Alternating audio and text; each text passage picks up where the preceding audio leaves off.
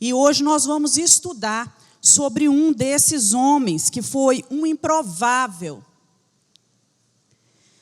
E eu gostaria de convidar você para abrir a sua Bíblia aí no livro de 1 Coríntios 1, 26 a 31. Mateus foi um desses homens improvável no reino do Senhor. Se a gente fosse olhar para Mateus e falar, a gente não entende, né? Por que Deus escolheu Mateus? E tem hora que eu olho para a minha vida e falo assim, nossa, por que Deus me escolheu? Apesar dos meus defeitos, e eu creio que você também deve fazer essa pergunta a você mesmo, né? Eu sou um desses improváveis no reino de Deus. Tem muitas coisas que a gente questiona o Senhor. Tem hora que eu penso assim, Senhor, como que o Senhor olhou para nós, seres humanos, mulheres e homens, e achou em nós a capacidade de ser pais, de educar outro ser humano, de ensinar tantas coisas, e ainda a responsabilidade de transmitir para aquele ser os ensinamentos do Senhor? Não é muita responsabilidade? Não é? E assim, né, em outras áreas também, Deus nos chama para poder fazer a obra dele. E se fosse olhar o que há em nós, nós não seríamos merecedores disso. E 1 Coríntios 1, 26, 31 diz o seguinte, irmãos, pensem no que vocês eram quando foram chamados. Olha só, poucos eram sábios segundo os padrões humanos, poucos eram poderosos, poucos eram de nobre nascimento. Mas Deus escolheu as coisas loucas do mundo para envergonhar os sábios. Escolheu as fracas do mundo para envergonhar as fortes. Ele escolheu as coisas insignificantes do mundo, as desprezadas e as que nada são, para reduzir a nada as que são, para que ninguém se vanglorie diante dele. E é, porém, por iniciativa dele que vocês estão em Cristo Jesus. Você pode dizer glória a Deus? Glória a Deus, Jesus, o qual se tornou sabedoria de Deus para nós, isto é, justiça, santidade, redenção, para que, como está escrito, quem se gloriar, glorie-se no Senhor. Né? Há uma ilustração que conta que um homem corria por uma mata. E ele corria de várias pessoas, vários malfeitores que estavam ali tentando tirar a sua vida, que queriam acabar com a sua vida. De repente ele avistou uma brecha numa rocha, e ele entra ali naquela montanha. E quando ele entra, ele percebe que ali era um beco sem saída. E o que ele faz? Ele se agacha, porque ele viu que não tinha saída, e ele começa a orar e falar com o Senhor, Deus, tem misericórdia de mim. Como nós fazemos nas nossas situações de aperto. Tem misericórdia de mim. Só um milagre pode me salvar. Quantos de vocês já fizeram uma oração assim? Né? Eu creio que a maioria de nós já fez uma oração desse jeito. Coloca um anjo, Senhor, na entrada dessa fenda, aqui nessa rocha. E enquanto ele ouvia o som dos passos dos seus perseguidores se aproximando, ele reparou que algumas aranhas começaram a tecer uma teia na porta daquele lugar. Então, quando os homens se aproximaram, um deles falou assim, olha, aí ele não entrou, porque está cheio de teia de aranha, vamos por ali, né? E foram embora. Então, essa ilustração nos faz pensar, irmãos, que Deus age no improvável, nos faz pensar no agir de Deus. Ele age com uma resposta que não é muitas vezes aquela que nós esperávamos que fosse. E se você está vivendo situações que precisa do agir, da intervenção do Senhor, você prepare-se, porque Deus age, muitas vezes Deus age de forma improvável, diferente daquilo que pensamos. E você será, né, mais um desses improváveis no reino de Deus, porque Deus usa os improváveis para deixar a sua marca nesse mundo. Por isso que Deus nos chama, né? Nós vemos, por exemplo, Davi foi um desses improváveis. Aquele filho que foi o último a ser chamado, o esquecido lá no campo. Ele foi convidado a ser o rei do povo de Israel. 5 pães e 2 peixinhos alimentou uma grande multidão. Nós vemos Maria, uma adolescente virgem, né, uma menina ainda, escolhida para gerar o Salvador do mundo. Paulo, que era um religioso totalmente extremista, Paulo foi chamado para ser o pregador dos gentios. A gente vê Abraão e Sara, que era um casal estéril, já avançado de idade, ser chamado para ser o quê? O pai de muitas nações. Então Deus age dessa forma, de uma forma improvável. E quando Deus entra na nossa história, quando Ele entra na nossa vida e nos chama para fazer parte desses improváveis no reino de Deus, Ele está nos chamando para marcar a geração. Uma geração. Ao longo do tempo, ao longo da história, desde os primórdios da humanidade, Deus chama homens e mulheres para marcar a geração no qual eles estão inseridos. E hoje nós vivemos dias difíceis, tempos trabalhosos, né? O fim de todas as coisas está próximo. Mas são nesses momentos mais críticos que Deus ama usar os improváveis para revelar ao mundo perdido o seu amanhã, o seu amor.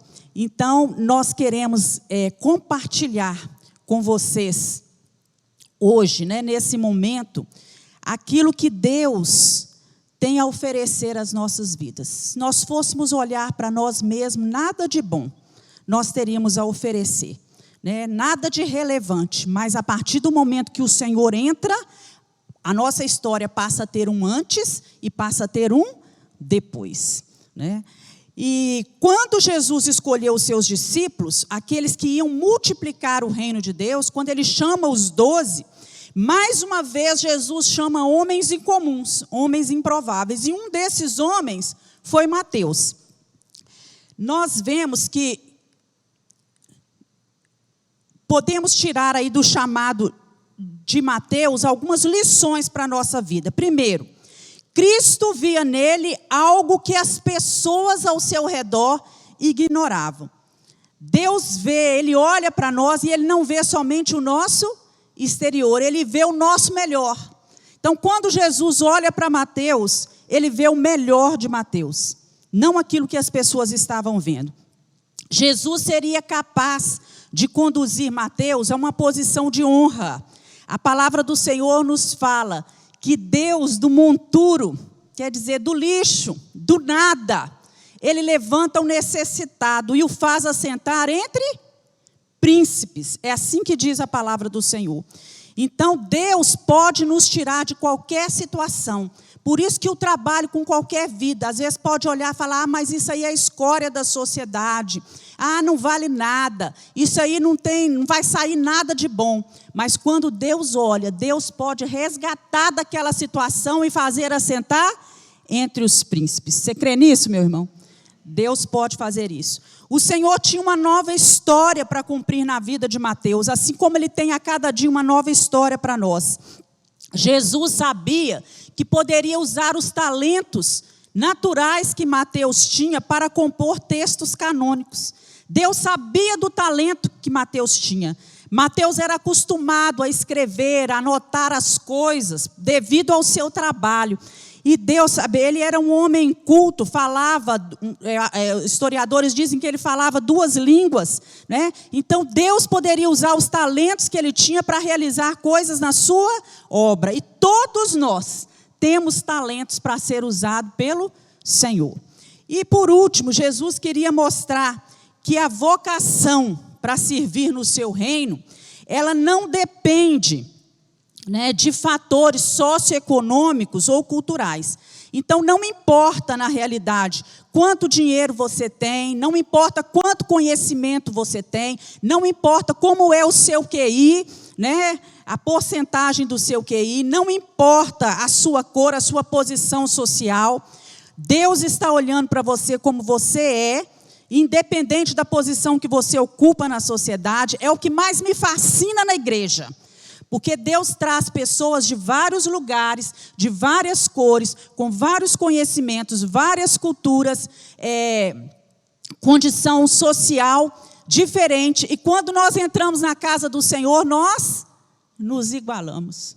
No reino de Deus é assim. Nós nos igualamos, né?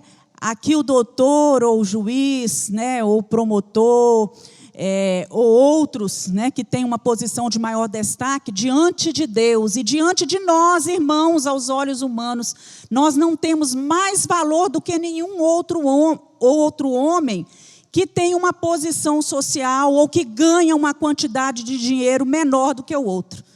E isso é motivo de nós louvarmos a Deus, porque é assim que Deus faz no seu reino. Então, nós vamos mostrar agora, pela vida de Mateus, queria convidar você a abrir, nós vamos ler alguns textos, Mateus 9, capítulo 9, versículo 9 a 13, e depois nós vamos ler Mateus 10.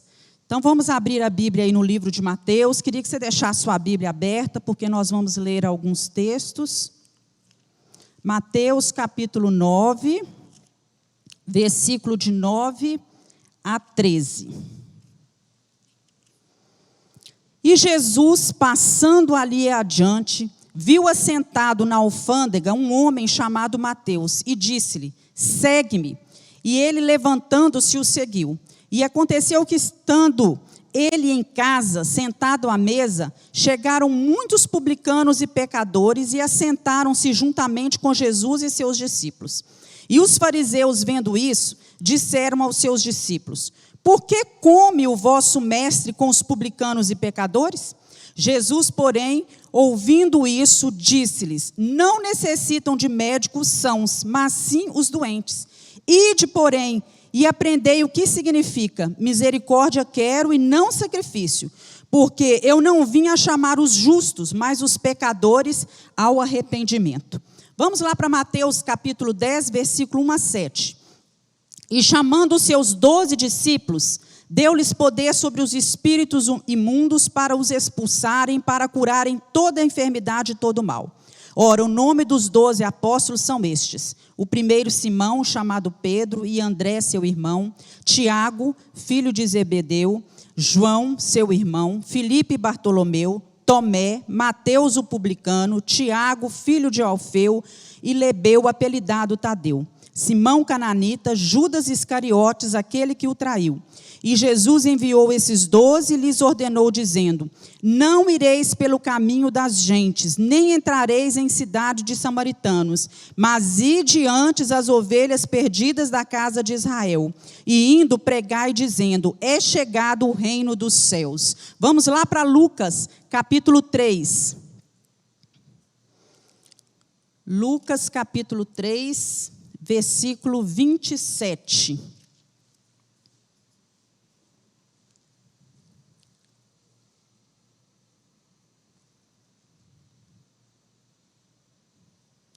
Lucas, capítulo 3, versículo 27.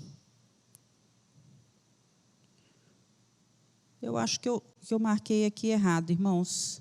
Deixa eu ver se é o versículo 7. Eu sei que o versículo é esse. E depois disso saiu e viu um publicano, chamado Levi, assentado na recebedoria, e disse-lhe: segue-me. Está aí quando Jesus chama os seus discípulos. Eu marquei o capítulo errado aqui, mas depois a gente pode olhar. Então, Lucas também fala que Jesus saiu, viu um publicano chamado Levi. Né? 5, 27. Então, está aí no capítulo 5, versículo 27. Depois disso, saiu, viu um publicano chamado Levi, assentado na recebedoria, e disse-lhe: segue-me. E ele, deixando tudo, levantou-se e o seguiu. Deixando tudo, levantou-se e o seguiu. Vamos continuar aqui. Nós vamos ver agora a respeito do nome Mateus. Os escritores do Evangelho, eles utilizam 2 nomes para fazer referência a esse apóstolo. Nós vimos aqui no capítulo de Mateus e de Marcos que ele é chamado de Mateus, mas em Lucas a gente já vê Mateus sendo chamado de Levi. Era comum naquela época que as pessoas adotassem 2 nomes, né? Geralmente um nome hebraico, outro grego ou romano. Mas nesse caso, Mateus, tanto Mateus como Levi, eles são de origens semíticas. E dentre as muitas possibilidades que a gente vê para isso, é que o apóstolo ele poderia ter recebido, né, um novo nome depois de chamado por Jesus. Então é possível que Jesus tenha dado a Levi o nome de Mateus. Mateus significa o quê? Uma dádiva, um dom, um presente de Deus, aquele que é doado por Deus. E o nome Mateus é uma contração de Matatias, né, um diminutivo de Matatias. Jesus tinha feito isso com Simão. Chama Simão e muda o nome de Simão para quê? Para Pedro, né? Simão, Pedro. Ou Levi poderia simplesmente ser um sobrenome de Mateus, né? O pai dele poderia simplesmente ser, o nome do pai dele era Alfeu, poderia ser que ele chamasse Alfeu Levi e tenha passado o sobrenome de Levi para o filho. Mas isso não é provado historicamente, são argumentações, né, dos historiadores.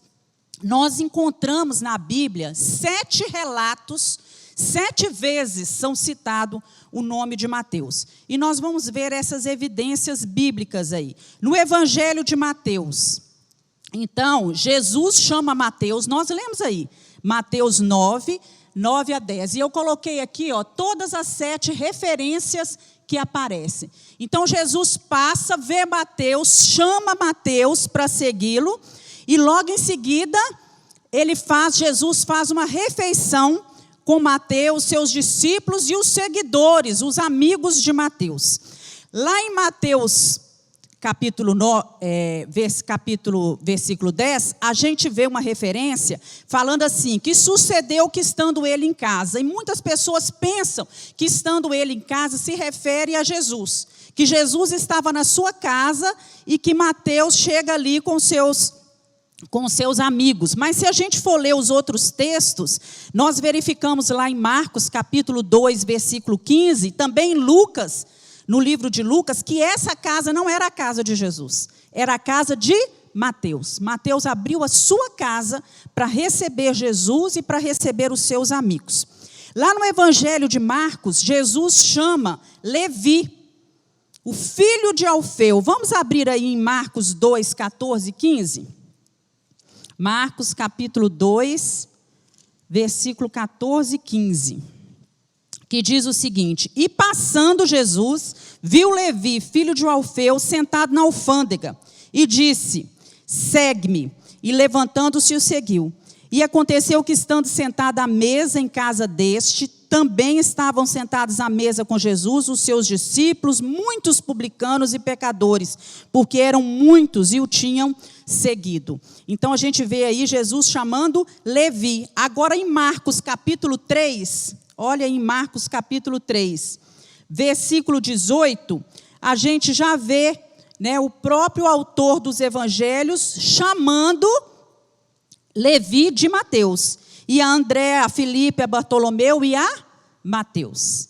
Né? Então nós vemos aí que o nome dele, né, já é citado no grupo dos 12 como Mateus. No Evangelho de Lucas, como nós lemos, Jesus passa, vê Levi sentado ali na alfândega, chama Levi e Levi oferece a sua casa para um banquete. Vamos ver aí, Lucas capítulo 5, nós lemos esse versículo. Aí mais à frente, em Lucas capítulo 6, Mateus já passa a ser citado, Levi já passa a ser citado como Mateus. Ele que era o Levi, já passa a ser citado no capítulo seguinte como Mateus. E o autor do livro de Atos inclui Mateus também na lista final dos seus discípulos, naquele momento em que eles estavam ali reunidos no cenáculo, esperando a descida do Espírito Santo, ele também é chamado de Mateus. Então nós vemos aí 5 citações ao nome de Mateus e 2 citações ao nome de Levi.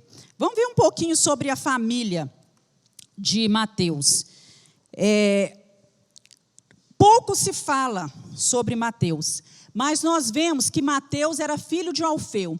E na Bíblia cita também, entre o grupo dos discípulos, Tiago, filho de Alfeu. Tem o Tiago, filho de Zebedeu, né? E tem o Tiago, filho de Alfeu. Quer dizer, o Tiago, irmão de Jesus, e o Tiago, filho de Alfeu. Mas nós, né, a história não tem como provar que, embora os dois fossem filhos de Alfeu, que esse Alfeu era a mesma pessoa, que eles eram irmãos. Pode ser que seja igual hoje em dia, né? Meu pai se chama João, mas o pai dela também se chama João, não é? Citado. E esse, né, Tiago é totalmente diferente do Tiago, irmão de Jesus. E aí nós vemos que ele nasceu na cidade de Cafarnaum, está ali bem marcadinho no mapa, né? Provavelmente tenha nascido nessa cidade, que ficava na costa do Mar da Galileia.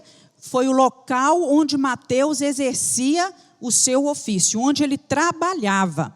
A cidade de Cafarnaum era uma cidade banhada pelo mar, e ali chegavam muitos barcos, muitos navios, muitas mercadorias, e quando isso chega, tem que pagar o quê? Quando chegava à cidade? Pagar impostos. E Mateus trabalhava ali. Vamos ver o ofício de Mateus. A palavra de Deus fala que o segue-me de Jesus foi dirigido a um publicano. Né? Nós vemos isso lá em Mateus capítulo 9. Um publicano era um cobrador de impostos. Então a gente vê que coisa maravilhosa. Jesus transportar Mateus da condição de funcionário do Império Romano para apóstolo e servo de Cristo. Que mudança, né? Impressionante. E quando nós falamos em publicanos, nós temos que levar em consideração que haviam duas classes de publicanos, né? Para diferenciar essas classes, tem algumas coisinhas. A primeira classe era formada por homens muito ricos, que normalmente, né, na maior parte do tempo, eles eram romanos. E eles venciam um leilão que era feito para adquirir o direito de cobrar impostos em determinada região. Então, o Império Romano, ele fazia um leilão, ele não entregava a cobrança de impostos, né, a nenhum oficial. Ele fazia um leilão e arrendava esse direito de cobrança de impostos ao maior lance que era dado nesse leilão. Então, assim, aquele que era o arrendatário, ele pagava, né, adiantado parte da soma dos impostos que ele ainda iria recolher com o passar do tempo. Depois disso, né, depois desse leilão, eles adquiriam esse direito de cobrar impostos e, evidentemente, eles cobravam taxas inflacionárias, né? Já que não havia um preço fixo de quanto eles poderiam cobrar. Zaqueu era um desses publicanos, né? E que subiu numa árvore em Jericó para ver Jesus, porque lá, vamos abrir aí em Lucas, capítulo 18, versículo 2, para você ver que interessante. Aliás, irmãos, espera aí, deixa eu ver aqui.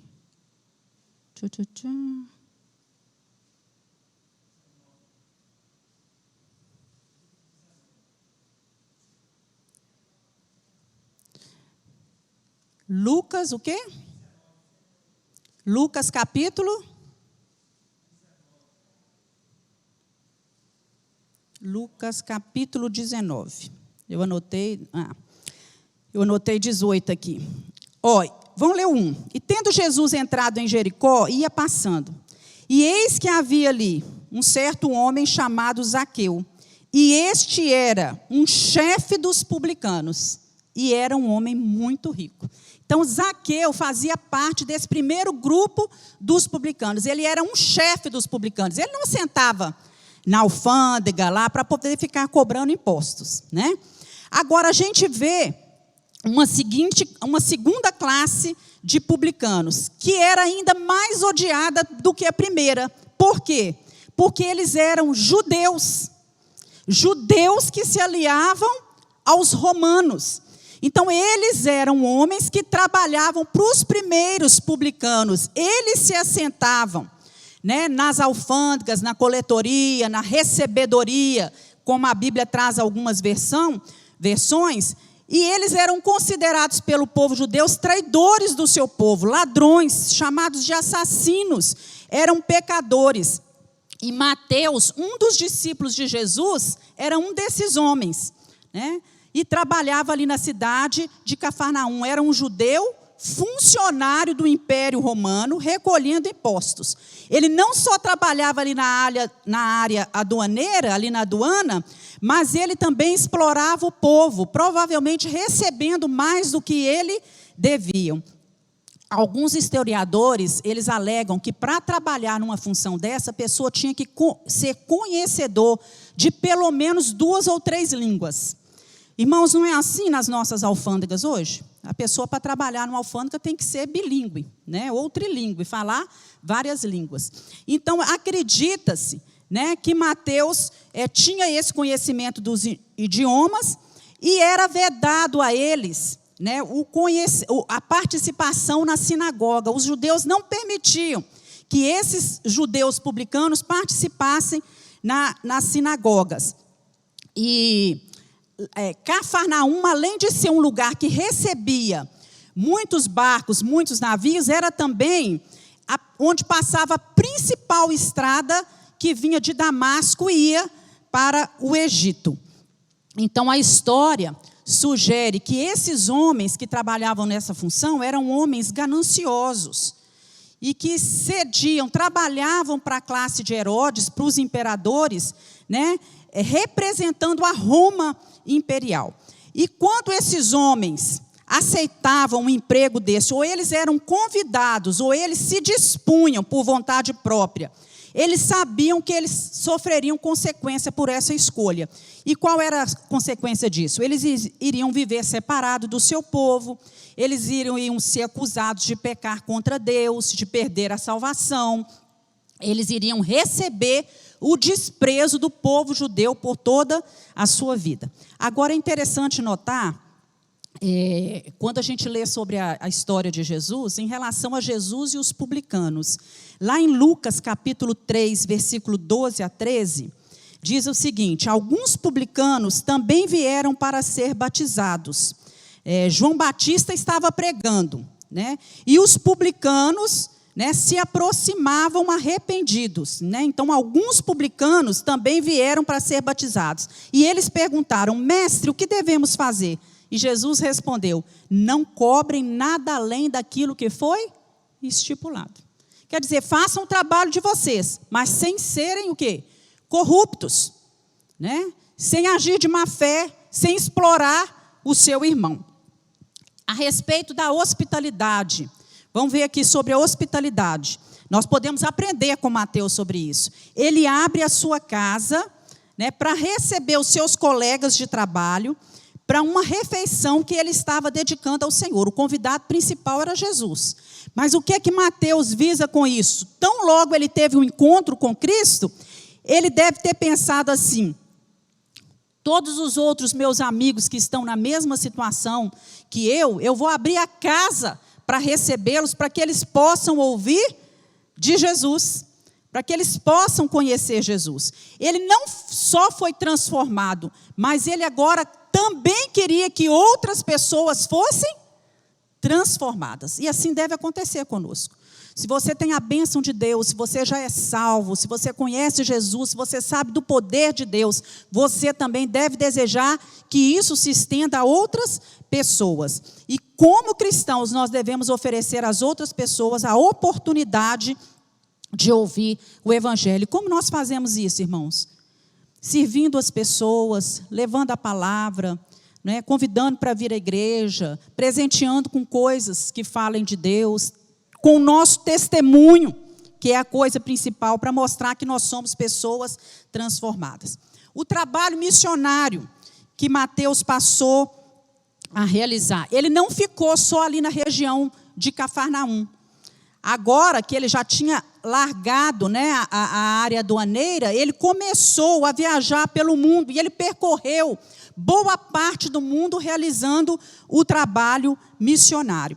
E no final do seu ministério, o relacionamento entre judeus e gentios já era uma coisa quase que insuportável. Mas mesmo assim, apesar das rusgas, apesar dos enfrentamentos, ele continuou pregando a palavra e ainda recebeu inspiração para escrever o Evangelho de Mateus. Ele, provavelmente, o seu ministério evangelístico durou cerca de 15 anos. Então, ele teve tempo para trabalhar para o Senhor. E os últimos dias do apóstolo.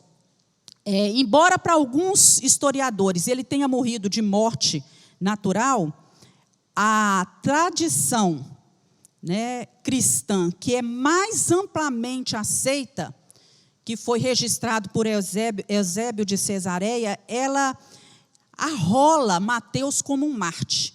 Então, segundo os historiadores, a versão mais conhecida é de que ele morreu ferido à espada. Vamos ver um pouquinho agora sobre o Evangelho de Mateus.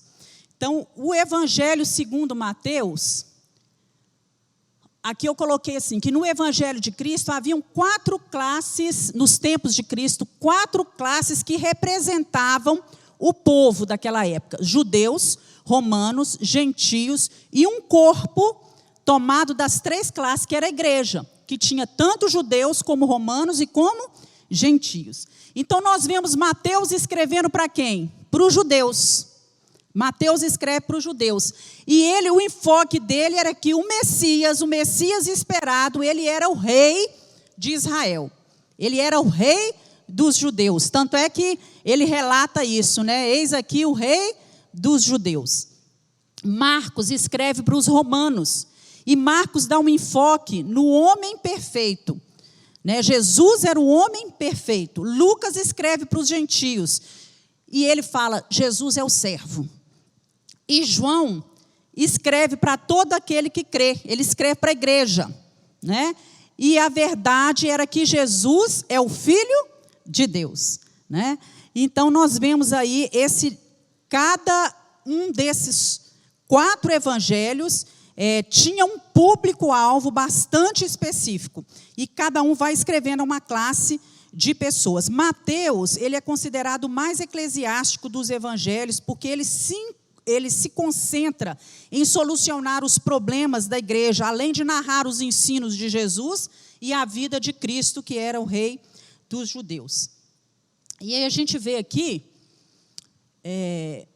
que Mateus, Marcos e Lucas, os 3 primeiros evangélicos, são chamados de evangelhos sinóticos.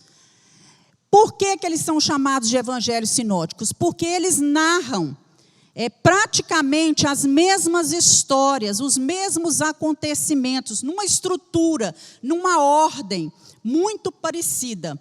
Então, eles dão ênfase ao ministério de Jesus na Galileia. Já João dá ênfase ao ministério de Jesus na Judeia. Os sinóticos falam mais de Jesus e as multidões. Lá em João fala mais de Jesus e dos indivíduos. O conteúdo concentra-se na ética prática da vida cristã. Já João concentra-se na pessoa de Jesus. É lindo quando a gente lê o livro de João. Jesus é o bom pastor, Jesus é a porta, Jesus é a água viva. Né? Ele vai se concentrando na pessoa de Jesus. Os sinóticos narram o que Jesus fez. E João já vai narrar quem Jesus é. Então, há essa diferença aí, né, desses evangelhos. Agora, por que Mateus escreveu para os judeus? Né? Por que ele escreveu? O povo judeu, naquela época, eles estavam esperando um Messias que havia sido prometido desde lá do Antigo Testamento. As profecias do Antigo Testamento falavam que viria um Messias que seria o libertador, que traria glória, que traria bênçãos para o reino. E esse povo que vivia nessa época, ele vivia um tempo de opressão política, um tempo de opressão econômica e uma decadência espiritual muito grande. Então, com isso, a imagem do Messias para eles, o que foi assumido na mente deles, era que esse Messias, ele teria uma conotação terrena. temporal, ali para aquele tempo. Ou seja, aquele Cristo que era esperado seria alguém que viria para ser um libertador político, para aquele momento, né? Para ser um líder religioso para aquele momento. Aí Mateus vem tocando nessa questão que era de muito interesse dos judeus. Eles não conseguiam enxergar Jesus, um homem de dores, aquele que nasceu numa manjedoura, que não veio num berço de ouro, né? Que andou montado num jumentinho. Eles não conseguiam enxergar Jesus como esse Messias que era prometido.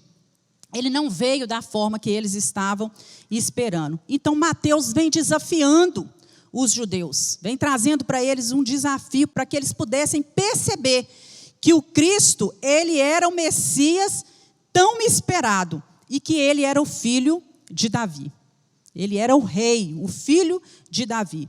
Então, nós vemos no Evangelho de Mateus, mais do que qualquer outro escritor, Mateus cita 129 vezes os profetas do Antigo Testamento. E ele faz frequentemente uma referência ao cumprimento dessas profecias, que essas profecias iriam se cumprir. Ele vem utilizando no livro, em várias vezes, termos que eram judaicos. Então, a gente vê ele falando de cidade santa, que era termo dos judeus, lugar santo, cidade do grande rei, filho de Davi, né? E ele vem enfatizando também, lá em Mateus capítulo 5, versículo 17, que Jesus não veio destruir a lei. A lei era uma coisa muito importante para os judeus, mas que Jesus veio para cumpri-la. E essa informação era de grande interesse dos judeus. Mateus vem também condenando práticas iníquas, né? Ele condenou muitas vezes os líderes religiosos, os fariseus, os saduceus, né? Por suas práticas iníquas. E os gentios, os judeus, eles se interessavam por isso, né? Porque, segundo eles, a santidade, né, apesar de haver todo aquele farisaísmo, aquela hipocrisia, porque, na verdade, eles estabeleciam uma conduta para o povo, mas eles mesmos não assumiam isso, e a gente vê que os gentios, eles não se interessariam por esse tipo de informação que Mateus estava dando ali, quanto às práticas da iniquidade, porque a maioria deles vivia nessa vida iníqua. E ele, quando ele faz comentários a essas práticas judaicas, ele não dá explicação. Porque quando ele escreve, ele está escrevendo para quem? Para os judeus. E eles já conheciam isso, né? E eles já subtendia-se que eles já tinham uma abordagem sobre aquele assunto. Então, nós vemos cada um dos evangelhos, né, usando narrativas próprias para descrever aquilo que eles foram testemunhas oculares, que eles participaram. Tanto Mateus, como Marcos, como Lucas, eles viveram na mesma época, andaram juntos, né? Por isso eles escreveram também tantas coisas assim, bem parecidas. E acredita-se que o Evangelho de Mateus foi escrito antes do ano 70 a.C. Por quê? Vamos ler aí Mateus capítulo 4, versículo 5.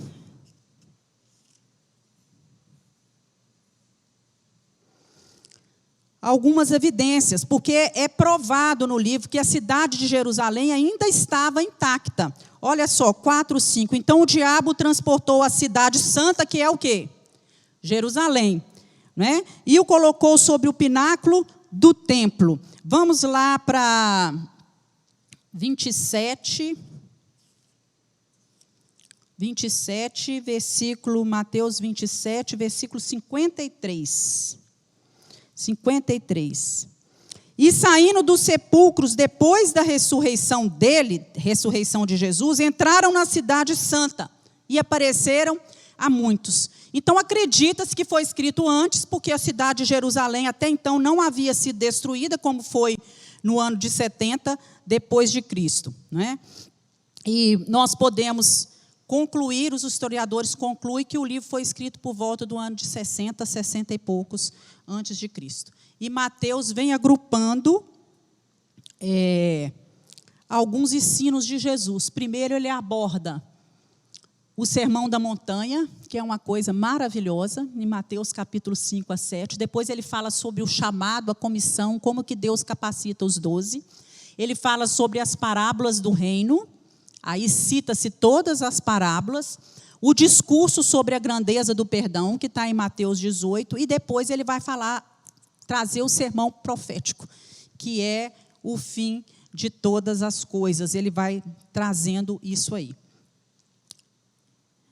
Então, irmãos, nós podemos trazer para a nossa vida, com todo esse conhecimento que a gente viu aí da vida de Mateus e sobre o Evangelho de Mateus, que há pessoas, que as pessoas nesse mundo são improváveis no reino de Deus.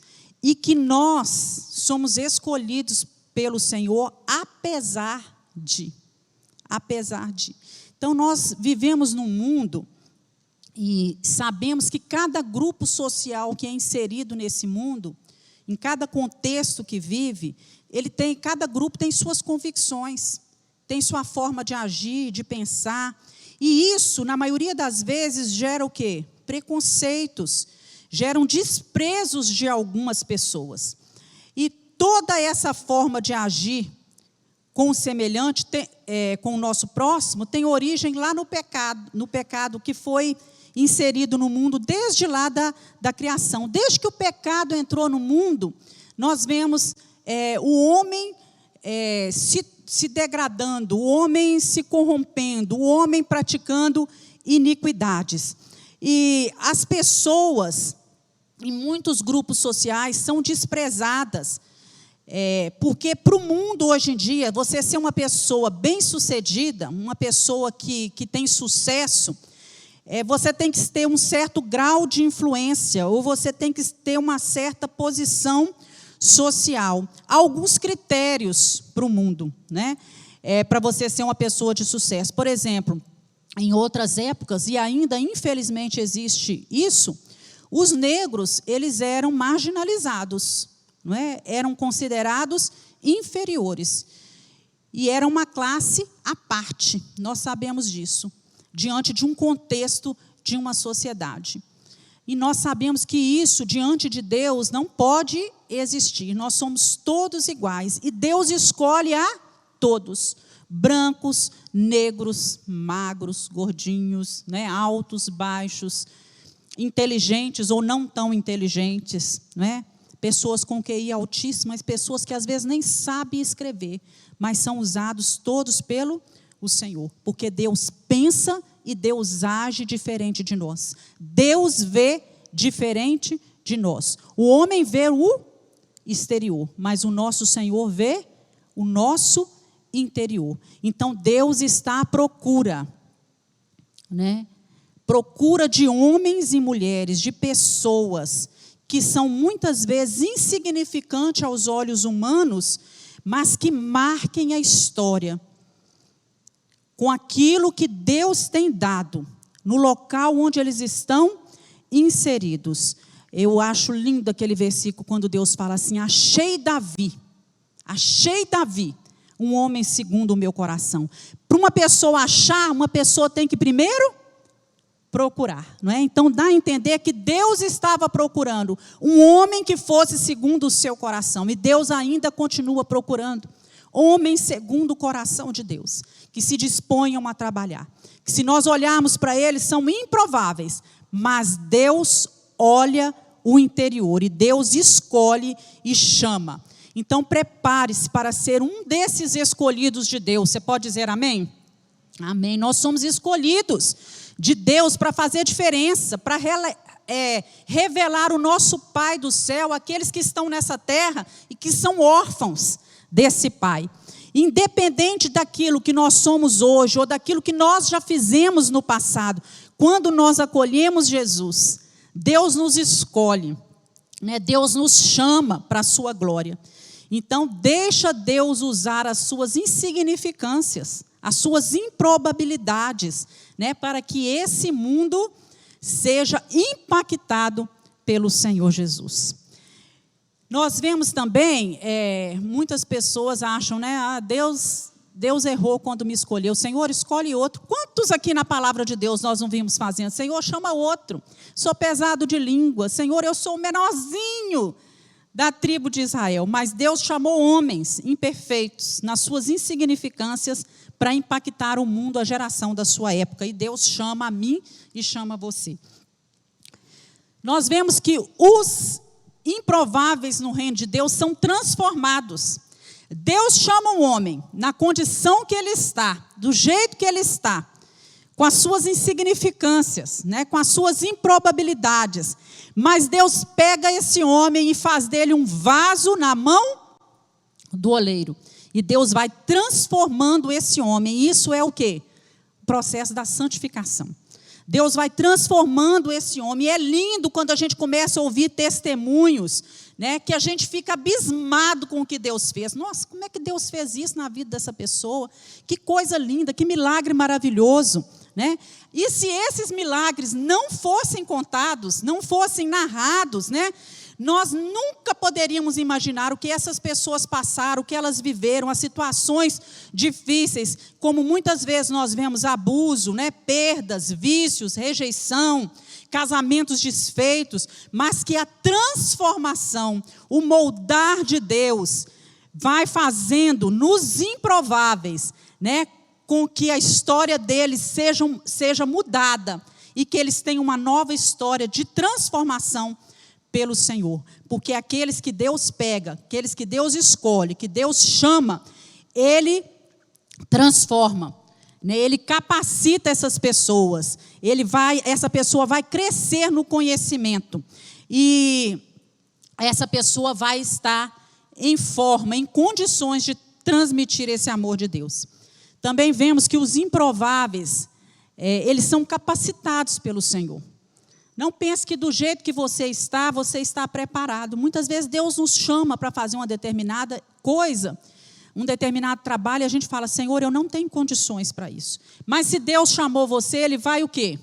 Ele vai capacitar você, né? Ele vai te dar graça, né? Nós estamos em Cristo e por meio de Cristo nós podemos impactar o mundo que vivemos. Esse céu que nós tanto almejamos, ele precisa ser revelado aqui nessa terra. As pessoas precisam conhecer isso. Nós não estamos sendo capacitados, e eu me lembrei das misses, né?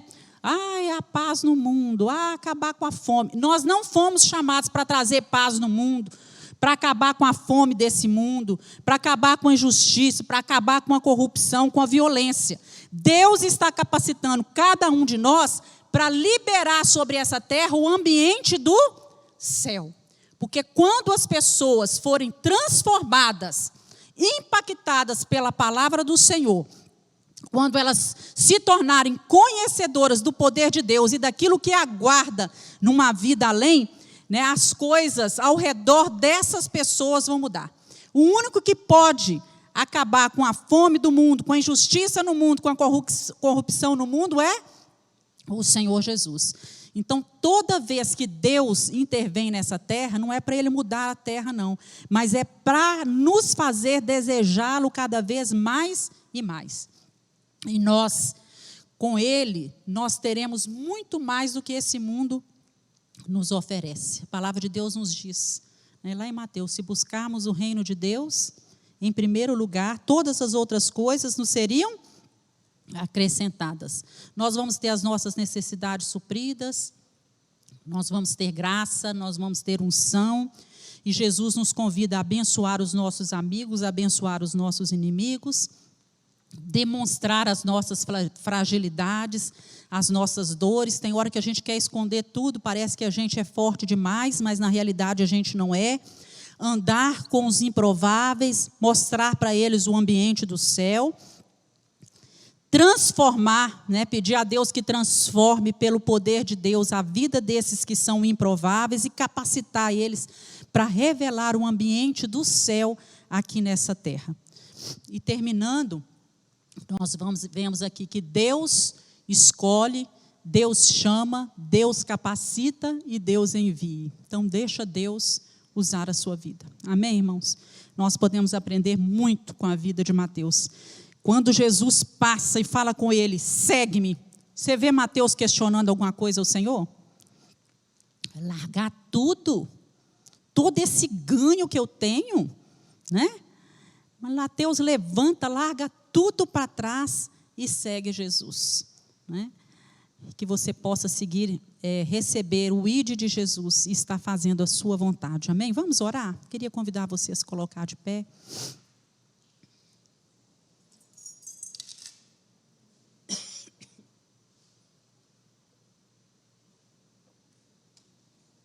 Deus é bom, amém? Meu pulmão está ficando bom de novo. Estava orando e falando, Senhor, quarta-feira eu testei, falei com o Felipe, eu vou cantar junto com você. Tem 2 meses e pouco que eu não canto, né? Só canto em pensamento ou partezinhas da música para testar meu pulmão. E no louvor é mais fácil, né? Porque a gente canta um pouquinho, pode parar e tudo. Vou começar a preparar para domingo, porque eu não sei se eu vou aguentar falar 50 minutos, mas Deus é bom, irmãos, glória a Deus, né? Deus pega a gente das nossas improbabilidades, né? E vai fazendo coisas grandiosas. Abaixe sua cabeça, feche seus olhos e fala com o Senhor, Deus, eu fui escolhido, fui chamado, estou sendo transformado, me capacita, Senhor, me envia, que eu possa abrir a minha casa, o meu coração, como Mateus abriu, que eu possa ver nas pessoas, desejar que as pessoas conheçam esse mesmo Deus, esse mesmo Jesus que nós conhecemos. Ah, Senhor, como nós precisamos do Senhor. Se nós formos olhar para nós mesmos, nós sabemos que nada merecemos, que nada somos. Mas o Senhor olha para nós, conforme o teu amor e a tua misericórdia, nos tira do lugar em que estamos e nos faz assentar entre os príncipes, nos faz assentar em lugares altos, acima dos problemas, das dificuldades, acima dos questionamentos das coisas deste mundo. Oh Deus, olha para nós e vá aperfeiçoando em nós o teu caráter, o teu amor, vá nos ajudando, Senhor, a cada dia da nossa vida. Estamos todos em obras, todos sendo transformados pelo poder do Senhor. Por isso, vá aperfeiçoando em nós, meu Deus, a tua graça. Em nome de Jesus nós oramos. Amém. Deus abençoe você.